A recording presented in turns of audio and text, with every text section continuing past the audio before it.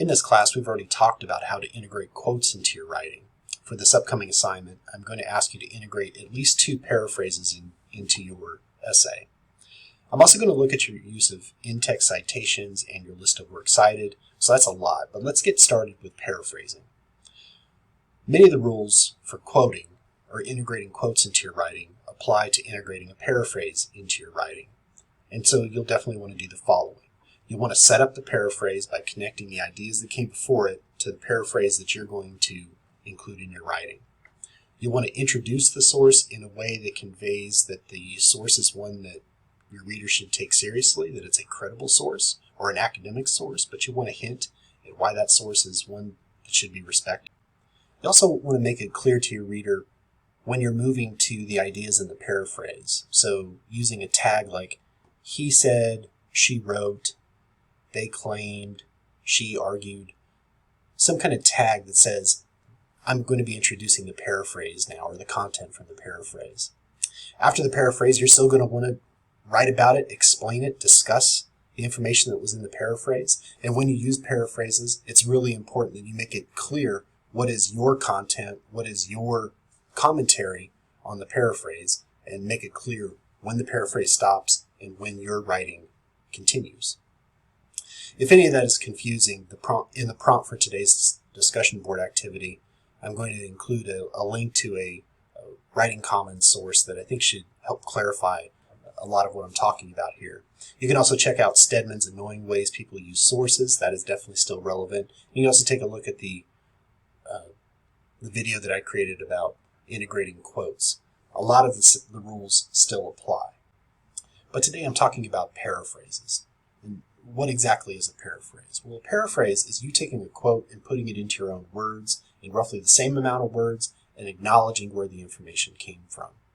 So you've found a quote in an article that you've read.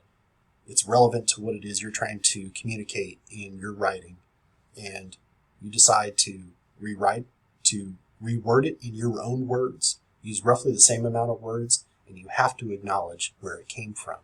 If you don't, that's plagiarism, and that can get you into a bit of hot water. So make sure that you are setting that paraphrase up, rewording it in a way that it is clearly in your own words, and that you're acknowledging where it came from.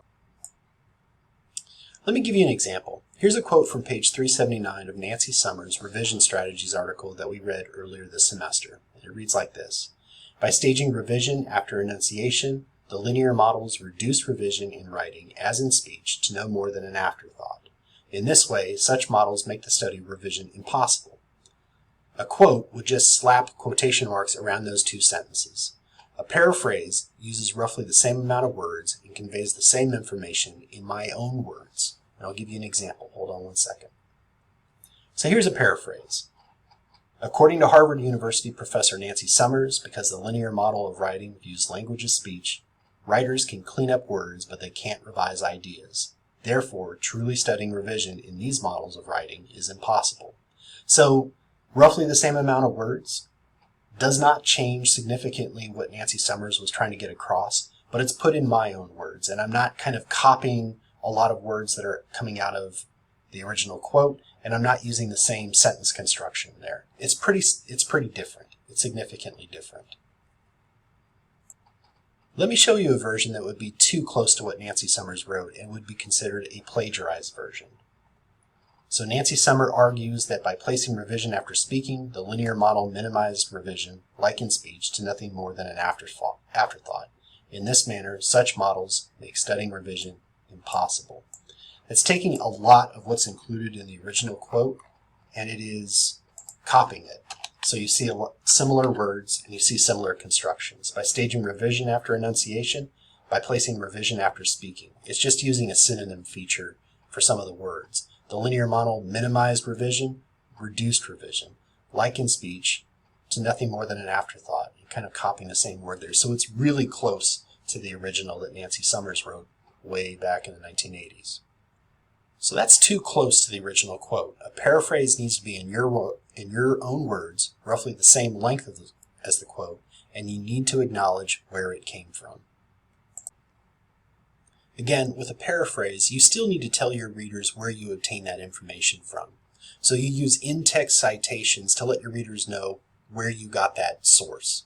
If you have page numbers, you include them at the end of the paraphrase. And this, including those page numbers, can be really helpful. It helps kind of set off and make it clear where the paraphrase ends and when your writing or your ideas begin again.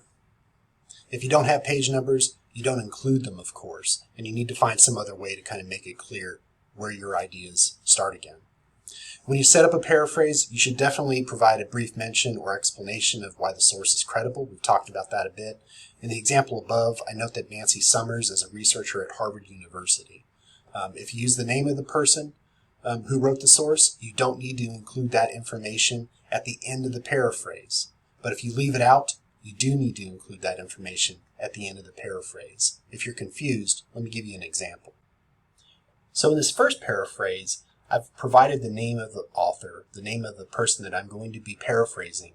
I provided that before the paraphrase. So according to Harvard University professor Nancy Summers, I provided it in the setup. So I don't need to provide it down here as well with the page number.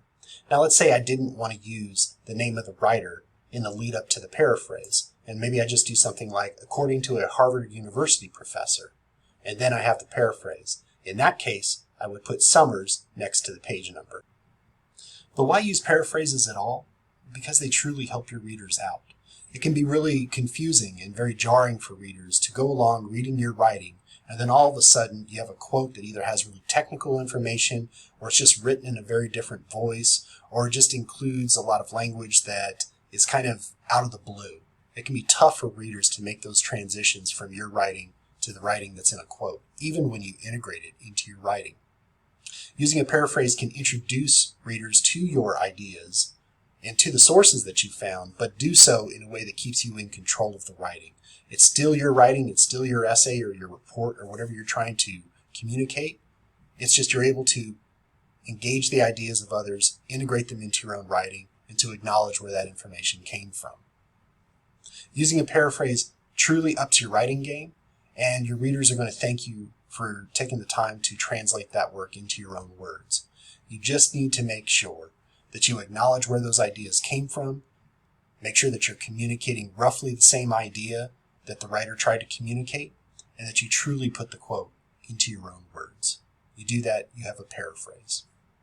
Try that out with the rhetorical analysis. You need to include at least 2, and you'll have opportunities to try them out in the next week or so before the draft is due. If you have any questions, let me know or check out some of the resources that'll be in the discussion board link below.